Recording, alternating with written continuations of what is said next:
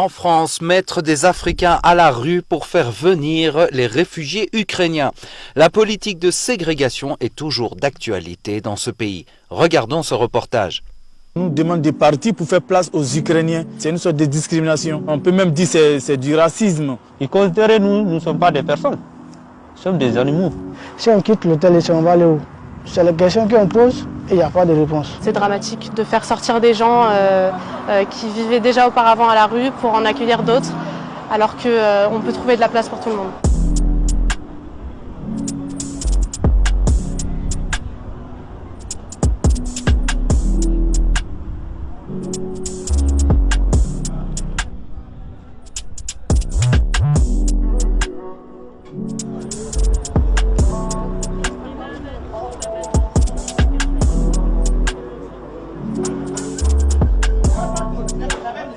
Ces jeunes-là ont été convoqués par les travailleurs sociaux de l'hôtel et on leur a remis un papier de fin de prise en charge. Donc, ce qui veut dire que ces jeunes-là, aujourd'hui à 17 h, doivent normalement être remis à la rue sans proposition de logement par la suite. Donc, c'est ce qu'on appelle une sortie sèche. Les jeunes nous ont dit qu'ils avaient entendu voilà, ils devaient faire de la place dans l'hôtel pour pouvoir accueillir les réfugiés ukrainiens.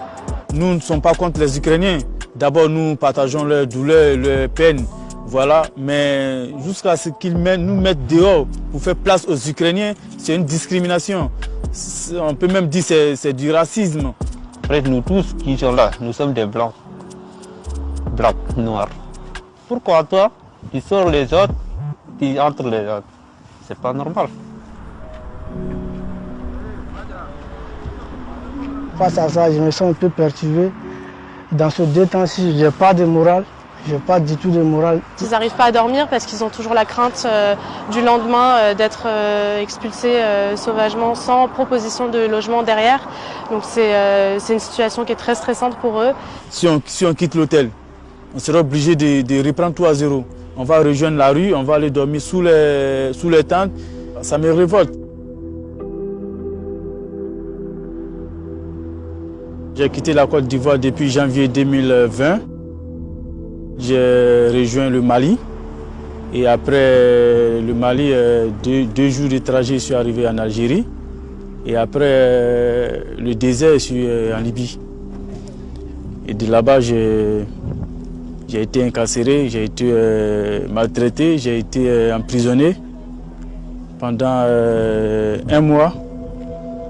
Et par la suite, je me suis enfui. Encore le Maroc, j'ai transféré la Méditerranée pour venir en Espagne. On est très mal fatigué dans la mer.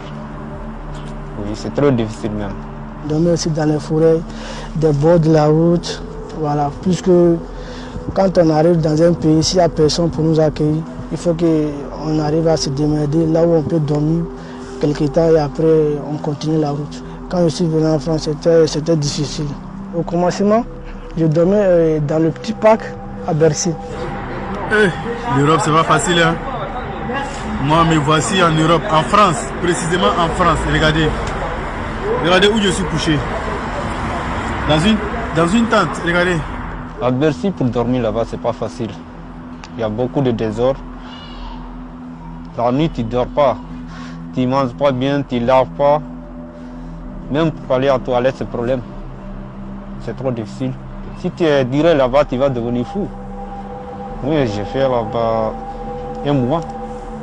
Un jour, c'est la mairie qui nous venait prendre. Ils ont envoyé beaucoup de bus là-bas, presque il y a beaucoup de monde. Ils ont séparé nous, les majors côté, les mineurs côté. Ils ont envoyé nous ici.